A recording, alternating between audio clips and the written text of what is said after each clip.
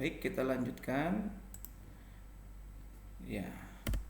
Sekarang yang selanjutnya adalah al-wakil, yaitu maha memelihara atau maha pemelihara atau maha melindungi atau maha mewakili. Nah, lihat tadi sudah Bapak sampaikan. Nah, ini ada ayat yang menjelaskan bahwasanya Allah itu memelihara kita. Ya, Allah ini mengurusi kita. Kalau ibarat hewan saja itu dipelihara berarti kan diurusin. Sama Allah sebagai Rabbul Alamin, sebagai Tuhan kita ini, ternyata Allah memelihara kita. Artinya apa? Ngurusin segala kebutuhan makhluknya, ngurusin kita, baik itu dalam urusan dunia maupun urusan akhirat. Masya Allah. Sampai dengan sifat Allah ataupun nama Allah Al-Wakil ini, kita masih belum pahamkah sebagai makhluk bahwasanya ternyata Allah Subhanahu wa taala itu ngurusin kita. Dan kita mah tinggal apa? Jalankan perintah Allah, jauhi larangan Allah. Masa iya kita udah diurusin sama Allah, kita nggak mau peduli dengan perintahnya? Maaf, kurang ajar bener kita selaku hambanya ya. Allah khaliqu kulli syai'in wa huwa ala kulli syai'in wakil. Allah menciptakan segala sesuatu dan dia memelihara segala sesuatu. Sudah Allah ciptakan kita ini semua. Dari mulai alam jagat raya dan seisi-seisinya, dari mulai zaman lalu, zaman sudah lama sekali. Dan ternyata Allah pun tidak cuma sekedar menciptakan, tapi memelihara apa yang dia ciptakan sampai dengan detik ini, dan mungkin sampai nanti hari kiamat, dan sampai kita masuk ke dalam akhiratnya Allah Subhanahu wa taala.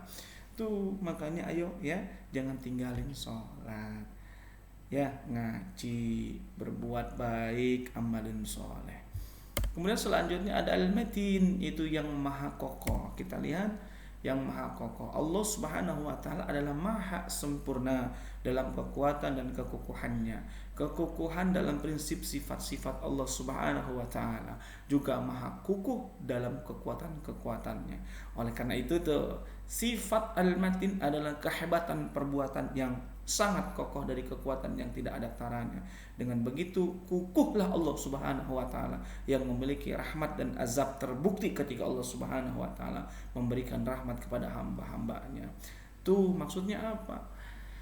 Kita harus meyakini bahwa ternyata sang pemilik kekuatan atau maha kokoh itu ada di Allah Subhanahu wa taala. Jadi bahasanya kita secara sederhananya, jangan macam-macam.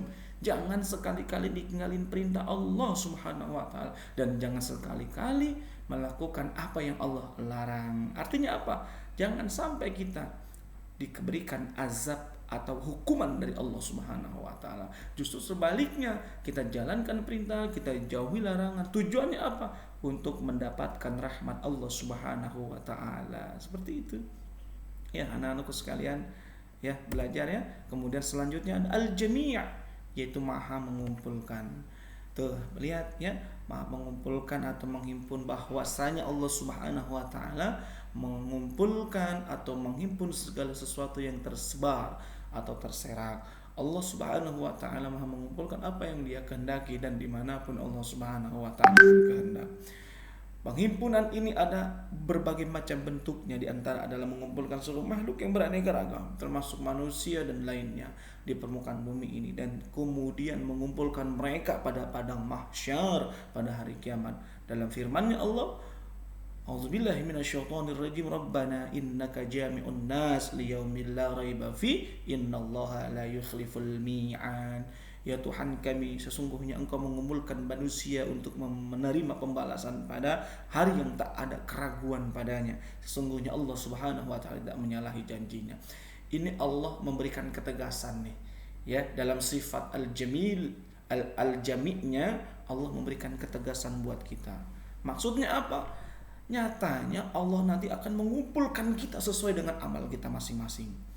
Dia yang nggak sholat akan ada di golongan kiri. Dia yang sholat, dia yang melaksanakan perintah Allah ada di golongan yang kanan. Kalau kiri sudah pasti nanti bersama dengan barisannya Abu Jahal, Abu Lahab, orang-orang kafir, orang-orang murtad, orang-orang yang tidak menyembah Allah Subhanahu wa taala, justru malah menghina Allah, menghina Nabi Muhammad sallallahu alaihi wasallam.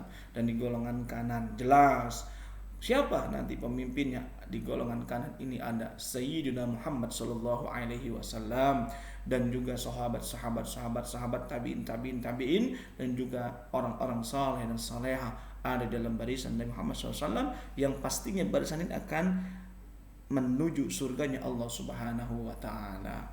Dan makanya ya, ayo sama-sama kita harus memiliki sebuah kepercayaan dan keyakinan kepada Allah Subhanahu wa taala. Allah Maha mengumpulkan, menghimpun kita nanti di padang mahsyar. Jangan sampai kita menjadi golongan yang kiri ya, yang nanti ujung-ujungnya nerakanya Allah Subhanahu wa taala. Baik anak-anakku sekalian yang dirahmati oleh Allah Subhanahu wa taala. Selanjutnya ada al-adl. Al-adl ini apa? Maha adil. Keadilan Allah Subhanahu wa taala bersifat mutlak, tidak dipengaruhi oleh apapun dan oleh siapapun. Keadilan Allah Subhanahu wa taala juga didasari dengan ilmu Allah Subhanahu wa taala yang maha luas, sehingga tidak mungkin keputusannya itu salah. Tuh. Maha adil Allah, dalam firman-Nya Allah menegaskan, wa tammat kalimatu rabbika sidqan wa adla la mubaddila li kalimatihi wa huwas samiul alim. Telah sempurnalah kalimat Tuhan Al-Quran sebagai kalimat yang benar dan adil. Tidak ada yang dapat mengubah kalimat-kalimatnya, dan dialah yang maha mendengar lagi maha mengetahui. Anak-anakku sekalian yang dirahmati oleh Allah Subhanahu wa taala, jelas ya, jelas sekali apa yang ditegaskan oleh Allah, bahwasanya nih Allah ini maha adil. Lihat kesempurnaan Al-Quran, tidak ada yang bisa mengubah isi Al-Quran. Ya, sekali-sekali pun ada yang mau bisa merubah, ya, maka dia termasuk orang-orang kafir yang mau menghancurkan agama Islam, yang mau menghancurkan, memporak-porandakan ajaran-ajaran Islam. Jadi oleh sebab itu ini jelas bahwasanya Allah memiliki sifat yang adil. Ya, anak-anakku sekalian, kemudian selanjutnya ada Allahu Al-Akhir. Siapa Allah Al-Akhir? Dialah yang awal, yang akhir, yang zahir dan yang batin, dan dia maha mengetahui segala sesuatunya. Surah Al-Hadid ayat 3. Lihat ya. Kata Allah di sini, adapun kekekalan makhluknya adalah kekekalan yang terbatas, seperti halnya kekekalan surga, neraka, dan apa yang ada di dalamnya. Surga adalah makhluk yang Allah Subhanahu wa taala ciptakan dengan ketentuan, kehendak, dan perintahnya. Nama ini disebut di dalam firman Allah Subhanahu wa taala, huwal awwal wal akhir wal zahir wal batin wa huwa bikulli syai'in alim. Dialah yang awal, yang akhir dan yang batin, dan dia maha mengetahui segala sesuatunya. Ya, luar biasa anak-anakku sekalian. Nah, ini adalah contoh ataupun kesimpulan daripada kita mengimani Allah Subhanahu wa taala melalui al-asma'u al-husna. Aku selalu dekat dengan Allah Subhanahu wa taala. Ayo, memiliki sebuah kesadaran atau anggapan bahwasanya aku ini selalu dekat dengan Allah Subhanahu wa taala.